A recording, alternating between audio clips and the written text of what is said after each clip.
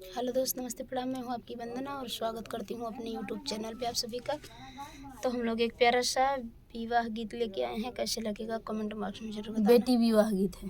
बेटी विवाह गीत। चिट्ठिया ही लिखिए का भेजले समधि रामा देथे जनक जी के हाथ रे ललनवा। अरे देथे जनक जी के हाथ रे ललनवा। चिट्ठिया ही लिखिए का भेजले समधि रामा देथे जनक जी के हाथ रे ललनवा। अरे देथे जनक जी के हाथ रे ललनवा। हमारे निदल समधि सजवर रही है। अरे राख्याई जतिया अपन रे ललनवा। अरे राखाई जतिया अपन रे ललनवा। नौ सौ हाथी रे नौ सौ घोड़ा।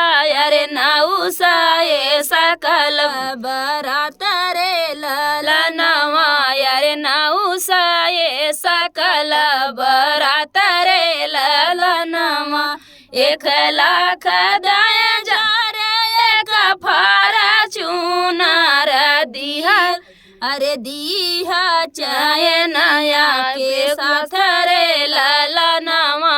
अरे दिहा चाहे नवा के साथ रे ललनवा।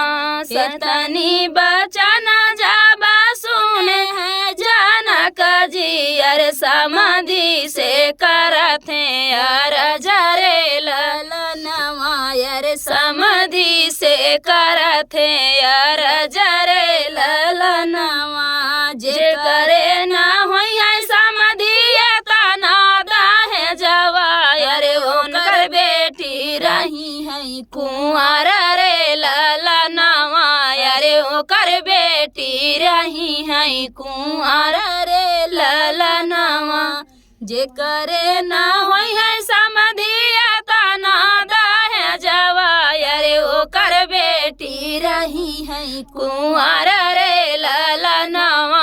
अरे ओकर बेटी रही है कुंवर रे ललनवा।